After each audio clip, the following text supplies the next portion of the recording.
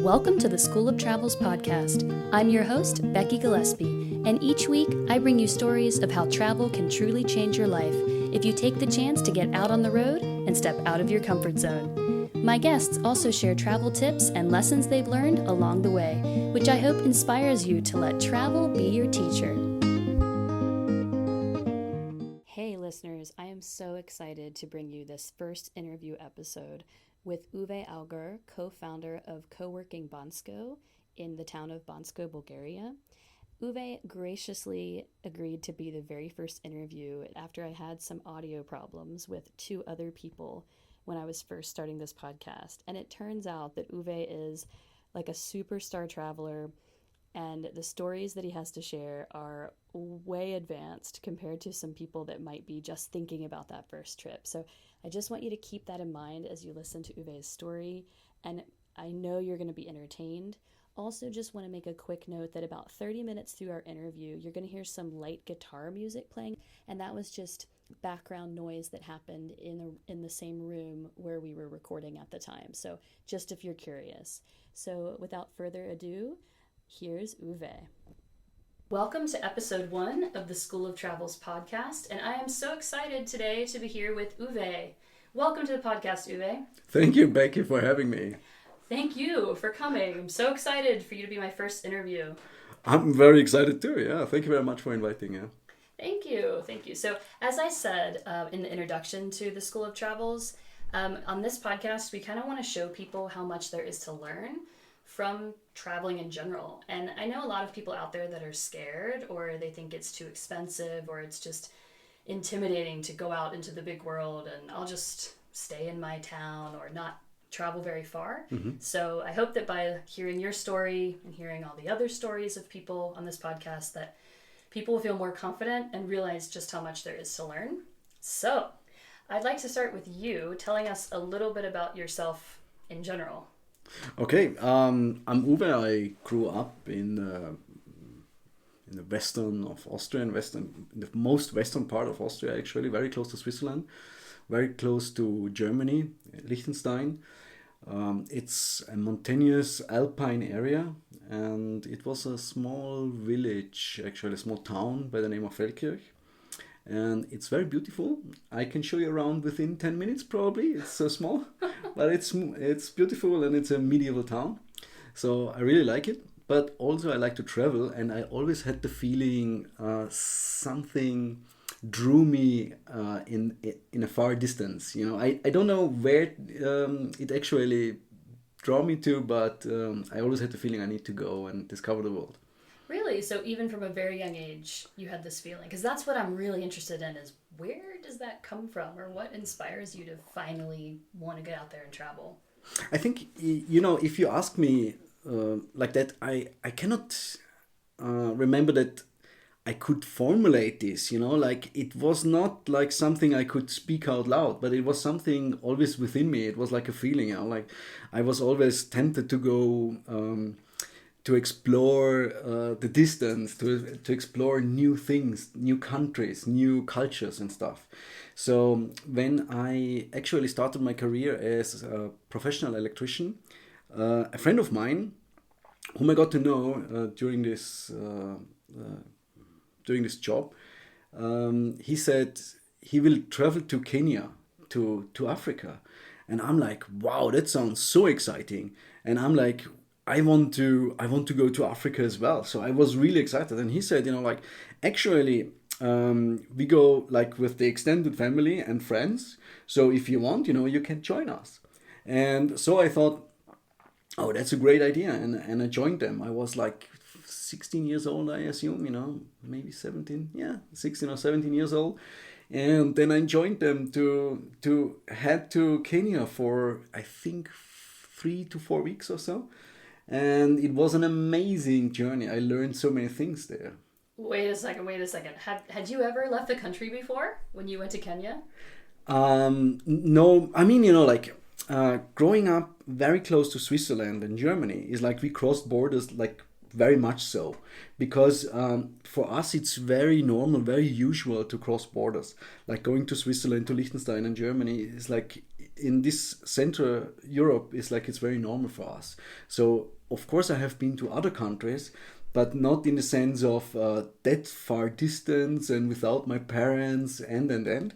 So there was lots of new things for me, you know, with this traveling. Yeah, that had to be an amazing experience. Do you have any certain memory from that trip that really stands out? Yeah, one of the things which actually is the seed for the, I call it the Africa virus. So I'm infected by the Africa virus. Really? Because I like it so much, you know, like it's either you love Africa or you hate it. Probably there's nothing in between, you know. And there's one story, actually, this family with whom I went with, they had like their personal development aid work going on. So they helped like people by buying bricks and mortar to build houses and stuff. And so they have been very well known. And so we have been invited for like parties they threw, for instance. And so this was really amazing. So we had probably a better start with the locals because this family was known by them. And so we were invited to a big party. And I can't remember how many people there was, but it was like a tennis court full of people, you know, like they had these tables and benches to sit on. And I remember vividly when we entered to this party where we have been invited by people, it went silent. The party went silent. And so we stood in front of the tennis court and this party suddenly burst, you know, in a way. So then I realized that we are the only white people within this entire group, you know. And I'm like, oh goodness, you know. So I felt really kind of in the wrong place, you know. But completely, it felt like completely alien, you know. But then the friends of this family, they saw us, and then he jumped up and he came to us and he greeted us. And at the moment we were greeted by this person, the party went on. And so he took us within and you know, like introduced us to people and so on and so forth. And then it turned out to be the best party in my life. It was one of the best parties ever, you know. My glass never went empty. The people were constantly asking and chatting. And it was like they fully opened their hearts. So we have been completely part of it, you know, like after 10 minutes or so. So from feeling completely at the wrong space to be completely part of this, you know, and so heartily welcomed, you know. So I went through this stage within a couple of minutes, and this was something amazing, you know. Yeah, that is. I would not be able to forget that either. Like I would say, when you were there, were you speaking English with each other? Yeah. Okay. So communication wasn't so much a problem. Yeah, my English was even worse than now, but yeah. Oh wow! So that had to make such an impression on you, and that's when you became infected with the Africa virus. So to say, yeah. Okay. So to say, because you know, like it feels like I have later on in my life worked as development aid worker in Zimbabwe then, and so I never lost sight, you know, with Africa, especially with the southern region. And so for me, it's always this openness, this amazing, heartly openness and friendliness, you know, that people invite you to their life, so to say. It's like, this is something amazing. I've never had this experience, for instance, where I grew up, you know, like in Austria, people are very distant and the culture is very different. And in Africa, where the people, they have like, maybe they might be distant in the beginning when you get to know each other, but you know, as soon it's like it takes them a couple of minutes and they open up completely, which is completely unusual for me. And seeing that and experiencing that was for me, yeah, how can I say, it was a learning, it was a takeaway, it was something amazing. Yeah. Do you feel that happens with you when you travel in general? Or do you think that was something particular to Kenya or Africa when you go? It's, no, I think for me, I cannot generalize any country or any travel. Mm-hmm. So for me, it depends a lot where you travel. Like if you travel to Switzerland, for instance, it's very different. People are very closed, and they are questioning when you approach them with a question or something like this. They're looking at you like very strangely, for instance. And there's other countries, like more the southern countries, I would say, like Italy or so, where people are very emotional and stuff. So it depends really where you go. Like people can be very emotional, they can be very open, they can be, yeah, I don't know, you can have all sorts of things happening. I find when I travel that I become more confident because, yeah, I'm not in my comfort zone. I'm not, so I have to be more confident. And when I put myself out there more, I do find it easier to make friends quickly while traveling because, like, I'm depending on these, I'm depending on these people. So. Absolutely, I think like it depends a lot whether you travel alone or whether you travel in a group or with a partner and stuff. So it depends on the variables you are traveling on. And I think like when I travel alone, I try to be more open. Sometimes also I like to be alone. Like I like to be not known. Like sometimes I enjoy myself, and have a rest. Since I run the co-working space, I meet so many people, and therefore I try to withdraw myself sometimes, and I really enjoy this time from time to time. And on the other hand, when I travel alone, I try to get to know people, and I try to get to know the country. And for me, which makes a huge difference, is the time of traveling, how much time you spend on travel. So for instance, if you travel only for 3 weeks, like I used to when I worked in the corporate business, then within 3 weeks or 2 weeks, you cannot get to know something really, like in depth. Mm-hmm. So, but now, since I'm able to travel for longer periods and also work and travel, it's easier to really dig in, to get to know people, to get to know the country and the culture. And yeah, so also it's more cheaper, to travel for a long time because you can, yeah, organize yourself in a different way.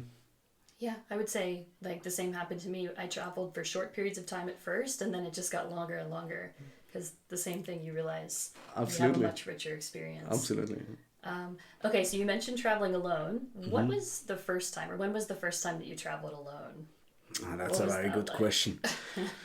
It's hard to answer. I mean, like I traveled for business as well. So for business, you travel usually alone. So, or I mean, I used to at least. And so, but let's say maybe 20 years ago. Okay. Was it, do you remember if it was for business or was it like some place you'd always wanted to go and you're like, no one else is coming, so I'm going to go? It was no one else is coming, and I traveled to Cuba, I think. Whoa, Yeah. Cuba? Mm-hmm.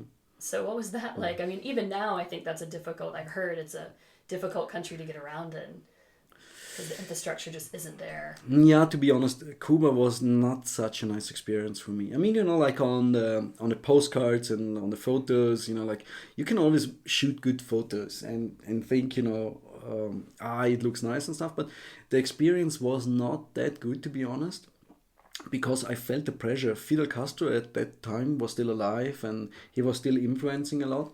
So that meant also, like, for instance, they had two different currencies. One was only for tourists. One currency was solely meant for tourists only. And another currency is the local currency which they would use, And there was a huge price difference. For instance, when you bought something with the tourist currency, you paid 20 times the price, which the locals would pay in their own currency. And I found this so upsetting, and it was like, I really had the feeling they rob me constantly, by using this currency, for instance. And the people have been, like, I like to compare it to Africa, where the people are really open, and when they laugh, it comes from their heart. Whereas in Cuba, I had the feeling, like, there were people standing with a guitar or a bass, at the corner, and they would start to play the typical rhythms, but at the same time, they would hold their hands open, like, and would ask for money, like, so they didn't play it because they love to play it, but to generate money. I mean, probably that's fine, but I felt, like, Nothing is for free in Cuba, and whenever you want to pay, it's like you pay 20 times the price, and it didn't came from the heart. I had the feeling, like people are living more in their heads than.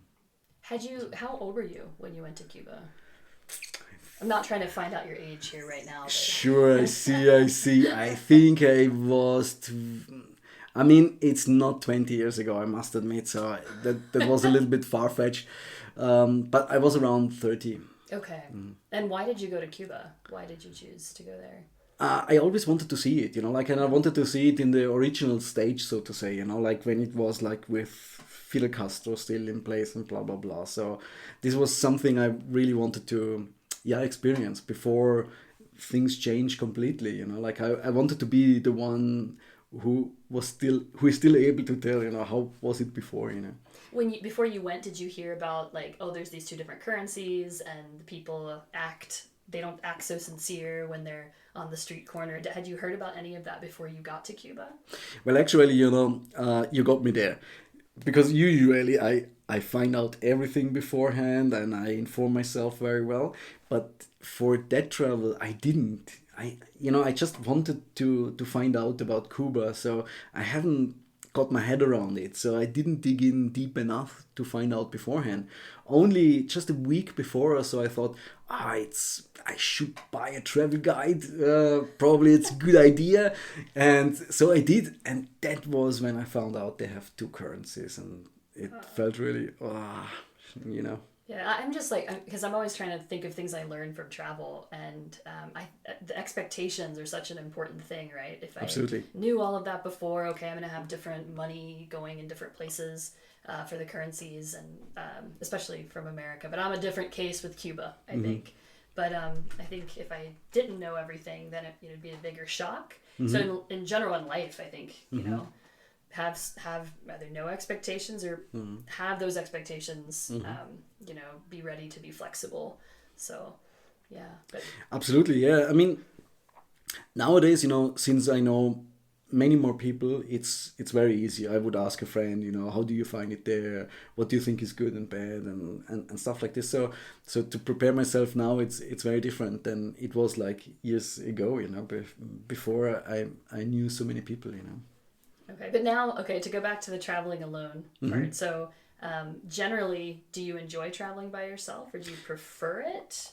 Yes, I do enjoy traveling by myself because it's easier. I don't need to take care about somebody, or, how can I say, to find a good travel buddy is actually very, very difficult.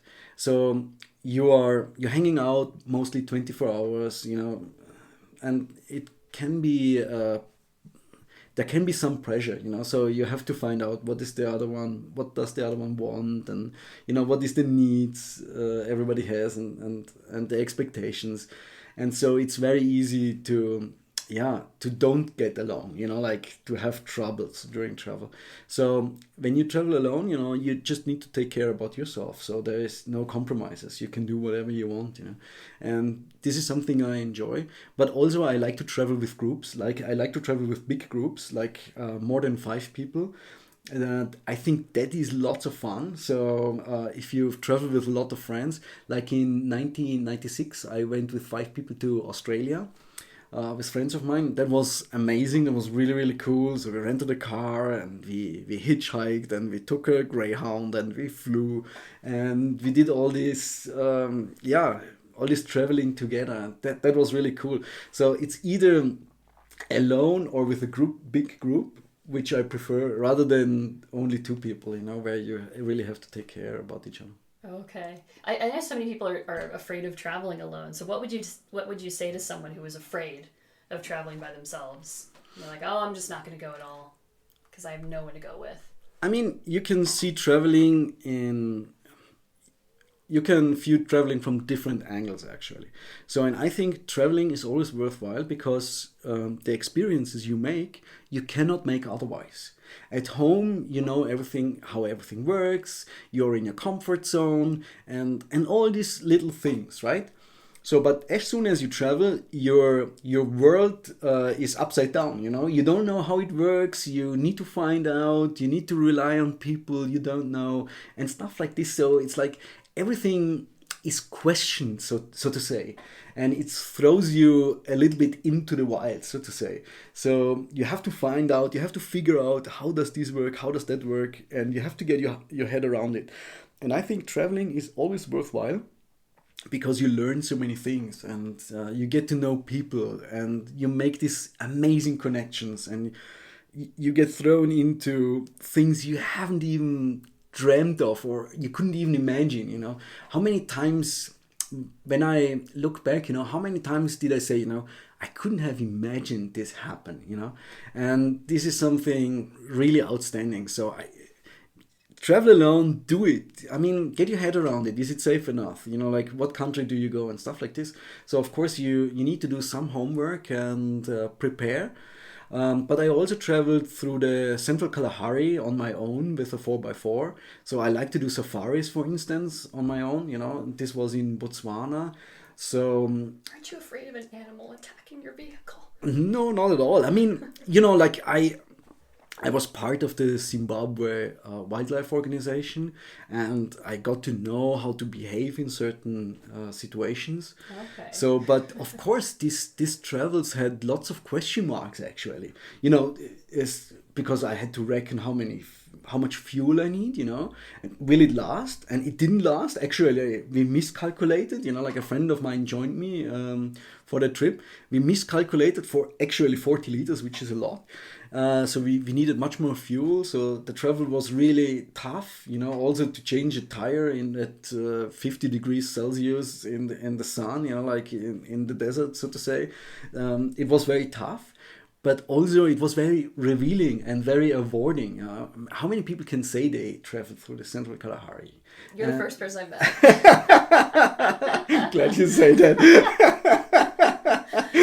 I'm like, wait, what happened when you ran out of fuel? What did you do? How did you get out of that situation? That's exactly the point, because you can plan so and so many things, and that is really great, And in the Western country, most of the things will work out which you plan, but especially in Africa or in countries where things don't work out that well, you have your plan in place and blah, blah, blah. But, by the end, something different will happen. And I like when something unplanned comes up, because then you need to remain calm. Then you need to improvise. Then you need to find out, how does this actually work, and maybe can we get help from people, and how, and stuff. And I think this makes traveling really interesting. Not the plan you have in place, but the things pop up during the journey where you have to figure out a solution. And I just said, my friend, actually, he was very concerned when we found out we haven't got enough fuel, and there is no fuel station in the Kalahari, as you can imagine, right? So we had to ask other people, and we had to make connections. So we had to go to them and approach them, with our problem. Like local people. No, but other people traveling through the desert, Okay. I can try to imagine. I imagine there's nothing. It's just desert. No, actually, it's like bushland. So you have like small trees, like these canopy trees. You have bush. There's lots of sand, and some stretches are soft sand. It's really hard to drive. So you really need, like, for 100 meters, you need a day or so. So you need to dig out the car. You need to do stuff. So it can be really tough. Mm-hmm. But by the end, it's very rewarding. I mean, we got stuck in the middle of the Kalahari, actually. I saw a movie about this when I was a kid. They walked 1,000 miles through the Kalahari. No, we didn't walk that far. Okay. But a kilometer away or so was the central gate. So we walked to the central gate, which is, you should never do. You should never walk in an animal park. Especially if you saw lions the day before. So it was a little bit...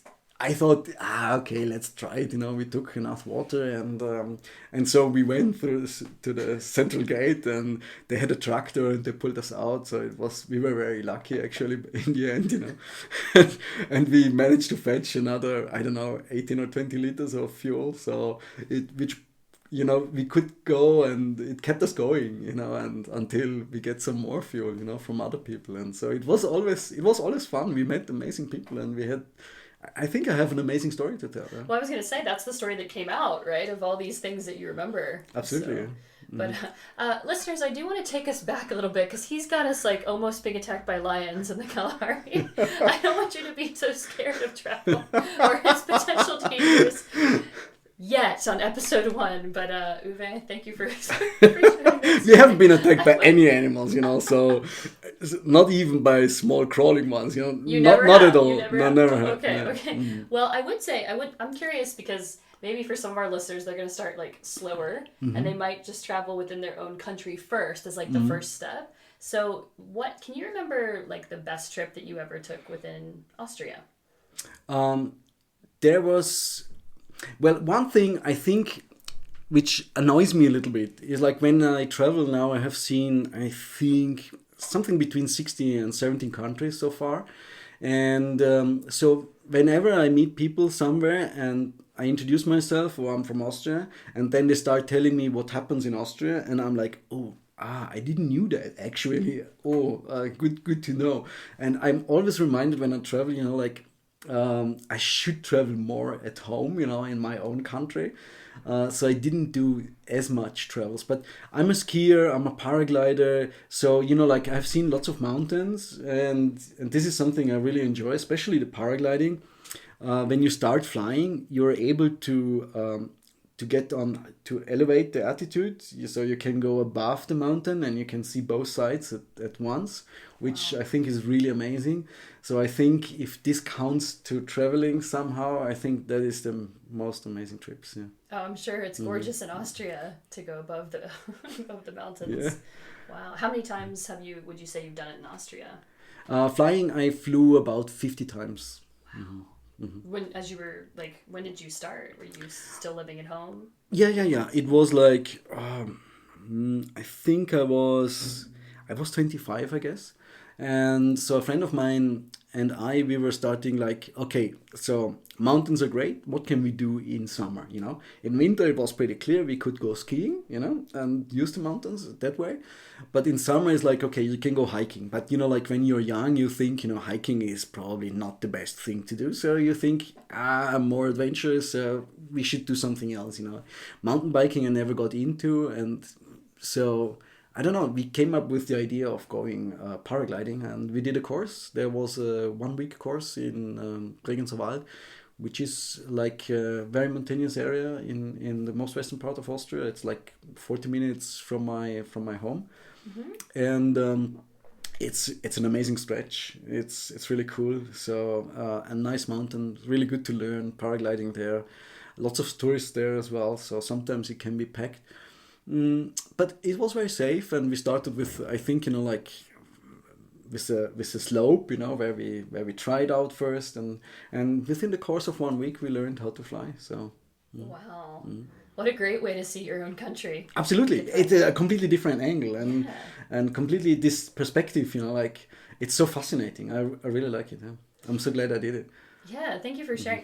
Paragliding is actually on my list of things I still would like to do. I've done bungee jumping, done skydiving, cool, yeah, but not that. So, all right, I'll look into. I'll look for a course. Absolutely, yeah. Do it. I can, highly recommend.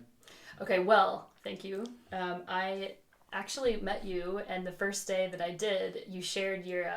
You referred to yourself as Uwe the Sailor. Absolutely. So I'd like to ask you a bit more about sailing. When was the first time that you went sailing? I must just laugh when I within this course of this interview, we talked about paragliding, about driving through the Kalahari, and now we come up with sailing. So I picked a really good guest for my first interview. So I like doing different things. I like doing new things because it's always challenging for me to do something new, and always I have to break down the walls of comfort zone, and this is something I really like to do. And the first wall is probably thicker and heavier and higher, so to get out of your comfort zone the first time takes more effort. But when you have done it once, you cannot even imagine when you look back, like how long did you stay there and were afraid to get out, into the wild and do something. Were you always like this, even as a young boy? Not really. I mean, of course, I had also anxieties, and I'm a normal person like everybody else, I assume. And, and so I had to tear down also the walls of comfort zone. So because how you got from there to doing all of these things is, I think, fascinating. Okay, because thank if you can unlock that in everyone, I mean, the potential of all of us is just limitless. Absolutely, absolutely. And I think, like once you started and you keep going, and if you really like it, I mean, it's fair enough. If you don't like it, let go of it, you don't need to do it, But when you like it, I think, like I'm always interested into new stuff. So I have this, how can I say, this urge to learn new things, And so people told me, Uwe, you need to try sailing, like friends told me, hey, Uwe, try sailing. Sailing is for you.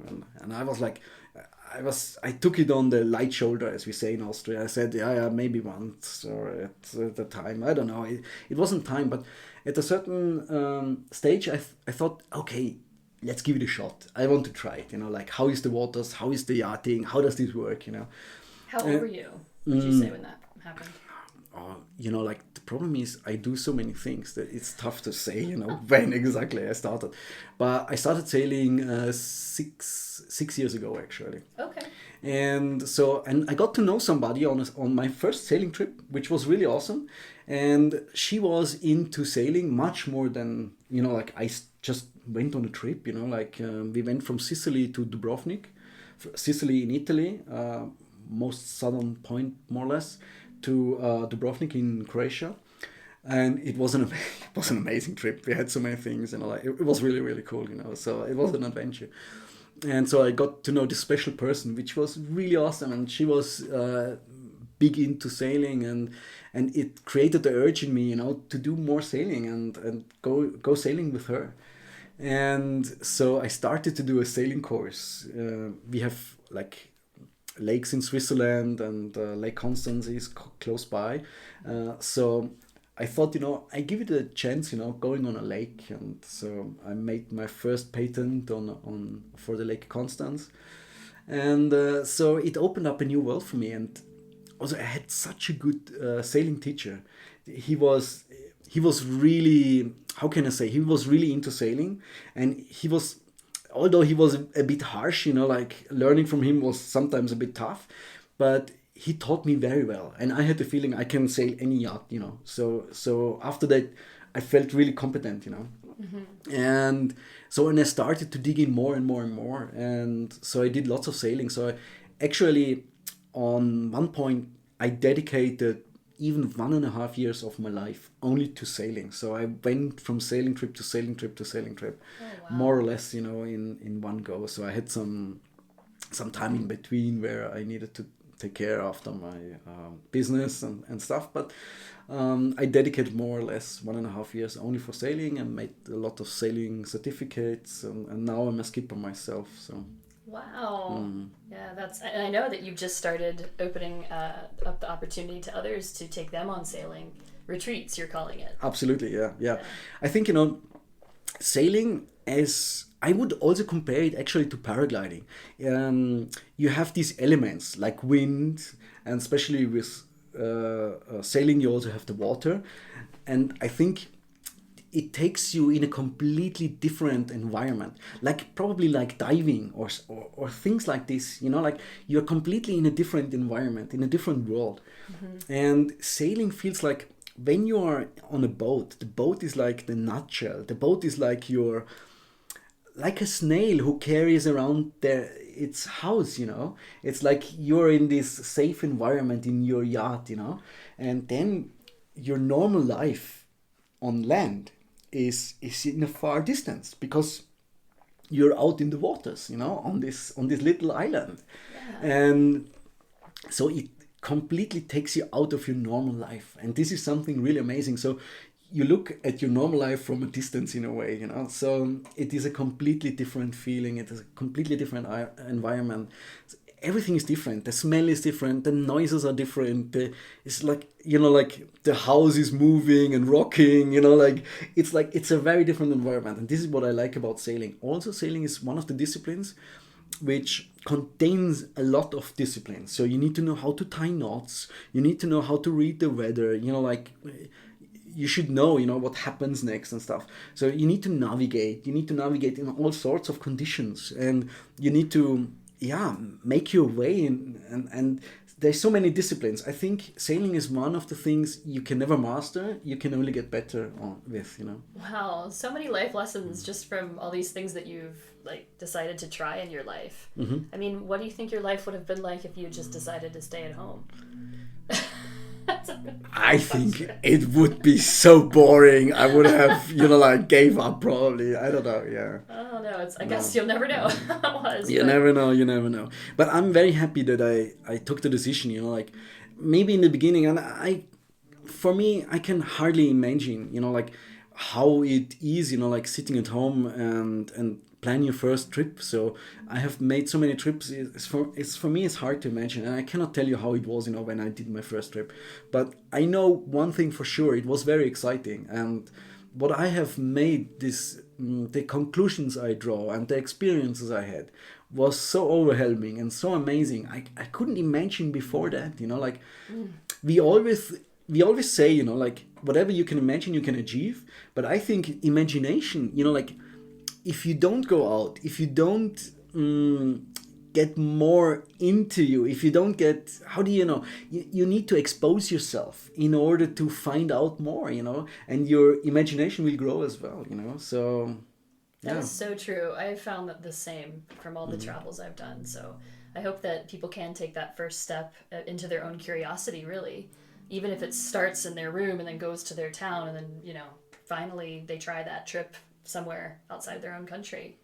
Absolutely. I think, it's understandable that especially women, they think more about traveling and think more about safety and security as such. So I think, you don't do stupid things, plan a little bit in advance and ask people. And nowadays it's so easy. Join Facebook, go to a Facebook group and ask questions, or go to a forum or wherever, ask people. It's so easy to connect with people nowadays. And one of the things is, it just crossed my mind. I hope that's okay to... No, go, please. Parents from my friend, a very good school friend, an old school friend, and his parents, they're always when they see me, they're always shaking their heads and they're always like, Uwe, where have you been? What have you done? And they always say, no, Uwe, you can't go there. It's dangerous and people are dangerous and stuff. And when I tell them my stories, what I have experienced, is people are amazing. They're not dangerous, but okay, some may be, and there is probably some parts in some cities I wouldn't visit on my own, to be honest. But you can avoid those. It's very easy, And for most of the time, my experience was awesome, Of course, you will have this or that other experience where you think, okay, this, maybe shame that it happened, but it happened, okay?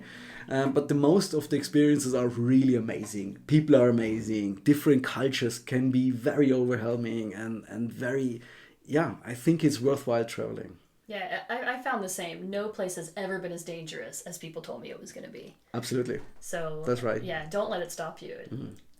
And you'll find out by trying that first time. Absolutely. And hopefully nothing happens. But if it does, like you said, it could happen in their hometown. So, yeah, absolutely. Anything can happen everywhere. So. And there is a lot of English spoken now around the world too. With the internet, it's really spread the knowledge that people have in this international lingual currency. Yes, I agree. But on the other hand, when I first visited Japan, I went into a restaurant and they had no English menu, and their only English waiter, the only thing he could say was beer in English.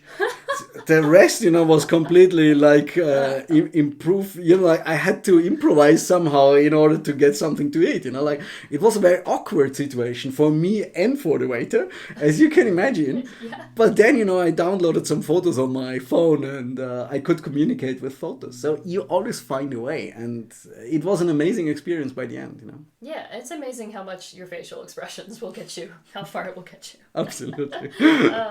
Okay. Well, normally I have this question. I like to ask people, if they've ever lived in another country. But I'd like you to tell the listeners a little bit about where you're living now and what you're doing. Yeah, actually, I run a co-working space together with Matthias and Elena. So I choose to live in Bulgaria. But I must say, I need to add this, like I travel a lot. So last year I have traveled 25 countries. And so it's like, it's very difficult to say, I live here. I mean, most of the time I am here, but it's probably maximum 3 months. This is where your business is, so it's you have reasons to be here, but... Absolutely. So the co-working space actually draws a lot of people, draws a lot of attention, draws a lot of people in, and therefore I meet all the travelers here, which is really amazing. That's really cool. So I have the chance to talk to them and exchange experiences. And also I like to travel, so from that perspective, I like to go to new things, but I also like to visit some places I have already been, so this gives me a stability somehow. And so... I have to say you have done a great job, because we actually are in Coworking Bansko right now, and you've brought the world to you. So I know you've traveled far and wide, but this place is a way, even maybe for someone who never traveled, to bring the world to them. And then they get all these groups that just form, and you can travel in larger groups now. Absolutely. Well. So the thing I think is, like, one important thing is I learned a lot from travelers, and especially, I don't know whether your listeners are familiar with nomads or digital nomads, people who travel most of their life, or maybe for most of the last maybe 1, 2, or 3 years. What do you mean by the digital? Digital nomads are people who earn money usually online with their computer. So they travel with their computer, earn money online, and therefore they can be on the road like all the time, basically. So now you're a digital nomad. I would call myself location independent rather than digital nomad. My business is real estate business in Austria, so that's my main business, which pays the bills. And so from that point of view, it's less digital. Okay, that's right. With my manager, I usually text, online. So that's probably the digital part with me. So yeah. And then this place is also a physical location, so but you're bringing digital nomads here. Absolutely. Okay. And what I wanted to say is, like, it's really incredible what you can learn from these people, like what they do, how they do it. And rather than having this the job-centered focus or the job-centered view where you find your lifestyle around your job, like the old industrial kind of view, is like these people, they center their lifestyle in the middle of their lives, and they find something to support their lifestyle. And I think this is really worthwhile giving this a thought, like if you can earn your money online or location independent, then you have the possibility to travel more, and also I think far safer and far cooler. It is true. Like I have now become a digital nomad within the last year, as I explained in the first episode for the listeners. And I think that it's been so much easier, as you can imagine, so much easier to travel now because I get to say how long I'm going to be somewhere. And in the US, I would get 2 weeks of vacation a year to start with. And 2 weeks is something I cannot imagine. How can people survive with 2 weeks only? This is something, it's incredible. Especially because you often want to use that time to visit your family if you're not living where you're from. So yeah, now having the chance to just really decide for myself anywhere, anytime is amazing. And I really hope more people think about how to do this because you learn even more from the travels that you do because you do so many more of them. Absolutely. And I think, in also... this fits very well to this aspect. I think we need to go away from this materialistic point of view, because people are, many people are focused on the material stuff, big cars, big house, and stuff like this. But the more you talk to the traveler or digital nomads, so to say, you find out they travel with only very little, and all the possessions they have usually fit in a carry-on luggage, which I think is incredible. This blew my mind when I heard this the very first time. I actually came across digital nomads 4.5 years ago on a sailing trip. So we sailed a boat from the Maldives to Phuket, and so this is where I first crossed path with digital nomads, and it blew my mind, that people actually travel. And it was a woman, you know, she told me, you know, like all her possessions fit in this bag, and it was a carry-on bag. And I was like, really? I couldn't believe, and I couldn't even imagine. And therefore I learned that most of the nomads look rather on a great experience rather than owning something, like materialistic wise. I would say like I don't know, they're graduates of travel, or they're getting their PhDs in travel by this point, because that's really what, I mean, I think it's a lot of people's dream. I know some people do want to stay home and have a really wonderful home to live in and have all their childhood friends around them, but I think that, this is an advanced, this is something you can reach and you can get to, or you can start it earlier and really ramp up how quickly you're going to learn everything. Absolutely. I mean, traveling becomes more difficult when you have a family and when more people traveling. Like this is something, you know, like I can fully understand if you don't want to travel as much like digital nomads do. And it's nice, you know, like when I come home to Austria, I think, you know, it's an amazing country and I like it. And also like what I also think happens when you travel, then you see the beauty suddenly from your home country, because you see it from a distance and you start developing a different view. And this is something very interesting.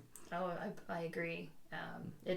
I have this supermarket in my hometown that people from 4 or 5 states come to, and it's this local guy who started importing all these foods from around the world, and a lot of the different aisles are named after countries. Oh, really? And so I always love going home. I like explore the world with my shopping cart physically when I go home. Okay, cool. And I recognize more and more things the more I travel in that supermarket. Absolutely, yeah, cool. So, well, okay, I want to ask you a really fun question. It's a hard one, I think. Okay, when you go on these trips, and I know this is going to be hard for you because you take many different trips, but what are 3 things that you, like kind of specialty items that you always find yourself packing and you can't travel without them? Because maybe this will be a nice tip for someone. Absolutely. I mean, maybe let's say 20 years ago, I used to take my Swiss knife. Well, nowadays, this is not possible anymore. The security will take it away from you. I had my Swiss card taken from me, which is like the Swiss knife in a card form. It was like so sad. I see. Yeah. Well, anyways, but I think nowadays for me, 2 items I can definitely not travel without is the smartphone and my laptop. Okay. Yes. My laptop, I think, you know, it's so practically because I can look things up. I can watch a movie. I can, you know, like it offers so many things. Also, if you need to book a flight, it's much easier if you have your laptop with you. And nowadays you have Wi-Fi literally everywhere, more or less. Really everywhere, listeners. People are like, oh, I went to Myanmar and my friend told me, now be careful, there won't be much Wi-Fi, but no problem. Yeah, you see. No problem. I was shocked. And also my smartphone, I like my smartphone because, you know, like nowadays you can listen to podcasts, for instance, and you have all this information with you, and you can chat to people. So these are the 2 items I could not travel without, I think. And the 3rd item is like a long sleeve button shirt, as I always travel with a long sleeve button shirt. Why I think when I get in trouble somewhere and I need to look smart, this is the thing I can put on and go to talk to somebody. Okay, so something that's fancy looking, a little bit fancy. Exactly. So when I get into troubles, I think, you know, like I have a button shirt and I can appear normally, and because sometimes you see travelers, you know, like they have this hole in their jeans and stuff, you know, I don't like that so much, you know. So, and I think if you can, stick out in a way, maybe you can leave a better impression, you know. That's true. You never know when you need to go down to the embassy and look a little fancy for the Exactly. officials. Extend the visa. I like this one. I've not heard this before. So, okay. So should I wear, like, should I have, for the girl version, should I... Oh, I think with women it's completely different. I think with women it's completely different. You know, like, you can have a dress or something, you know, like, which looks like, it can be even a summer dress or something, and it looks good on a woman, whereas... as a man, it's a bit harder, you know, like you have a t-shirt without a collar or something like this, and it looks like not so fancy, you know. But I'd also add, I'd say that I should pack some kind of, at least a dress with sleeves, because in a lot of countries that would be very offensive. Absolutely. Yeah. Especially when you want to go to a church. Right. Most of the times, you know, like churches are landmarks, and therefore worthwhile visiting. So especially for women, wear something long sleeve and cover your shoulders and also It might also keep you warm, Uwe, on the waves. You never know. You never know. Okay. Well, I think you've already told us what you would tell travelers if they were scared or feeling overwhelmed. But I would like to ask you, Mr. You said it's between 60 and 70 countries. Where would you like to travel next? What is still on your bucket list? Well, actually, I have a friend. She's in Luxembourg, and I've never been to Luxembourg, so I plan to visit her. So would you call that your next travel challenge? Yeah, well, I think it's like Europe. Therefore, is very accessible and very easy. I think, especially when I have a European passport from Austria, it's very easy. But also, the next travel is like I travel home on the 7th of August for a week at least. It would be my second week in Austria this year. And I like to visit friends, and this is one thing which keeps me going. It's when you travel and you have the chance to visit friends or somebody like relatives or so. This is always worthwhile because then you can look forward to somebody who is local, and somebody who has lived in a country for a longer time already can tell you. You have a good connection immediately usually, and these people can tell you more as you can dig in as a tourist normally. And it's always worthwhile visiting people who have been there and explored already something. And nowadays, I must say, it's so easy. In Sofia, for instance, in the capital city of Bulgaria, they have walking tours. So they offer free walking tours. You can inform yourself online where this walking tour starts, and they will tell you, I don't know, all the things about Sofia and probably Bulgaria. I haven't done it yet, but it's on my list. I plan to do it when I go back to Sofia, the final day. Very cool. Yeah, I'll let you know. I'd love to hear that. Yeah, but no, that's I think these free walking tours are now in so many cities. I think so too. If you're interested in even getting more information about your own city, do you think there is one for your little town that you can Probably I should offer it. That's even better. You brought me to this very great idea. Yeah, absolutely. Yeah, absolutely. You can end with beer. Sure. End with coffee. Absolutely. Yeah, but that's a great place to start. Hey, if you're living in some city, see if you've got a free walking tour. First place to feel like you're traveling when you can't. Then, on the other hand, I just imagine myself being at home, and haven't traveled that much. In order to get to know travelers, offer a free walking tour. You could do this easily in a group on Facebook or so. And I think that is really worthwhile because then you get to know other people, and therefore they might invite you over, or maybe they offer you a walking tour in their country, which can be something really, Yeah, I like that. I should do that for I can take people to the supermarket. Absolutely. Go around the world in 2 hours. Shop yourself through the world. I like it. Okay, well, where can we find you on the internet? Or if people wanted to find out more about what you're doing here at Coworking Bansko or in general? Yeah, of course, on www.coworkingbansko.com. This is something you can always find myself or Matthias or Elena, and more information about coworking in general. Also on Facebook. I think Facebook is the thing nowadays. Many people are using it, and it makes things so much easier. So if you look for my name, Uwe Allgauer, it's a bit more complicated to pronounce, but I'm sure Becky, you will put a link for me, and I will. Very good. So all of us can friend you. Absolutely. Thank you so much for joining me today. It's been such a pleasure to hear about all of your adventures. And I think you've really taught us a lot about where travel can take you. Thank you very much, Becky. It was my absolute pleasure. I hope you enjoyed that interview with Uwe today, listeners. I really liked what he said about travel giving you a chance to look at your life from a distance, and also how learning life lessons comes from trying many things.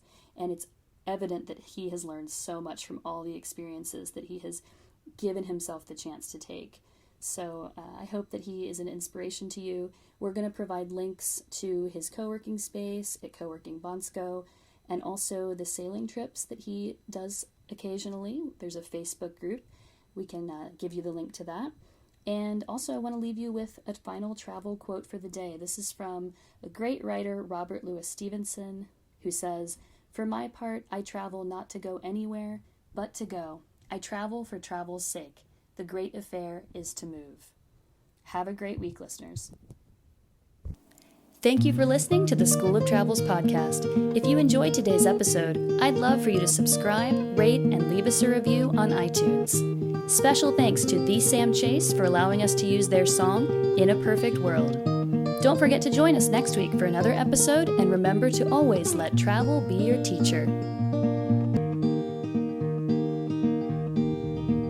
If you keep your options open, there are places you will go. They will treat you like the kings and queens your parents thought you'd be when you were born. You'd see it all with your head up standing tall, and you'd look back and think it's funny how you spent your time and money in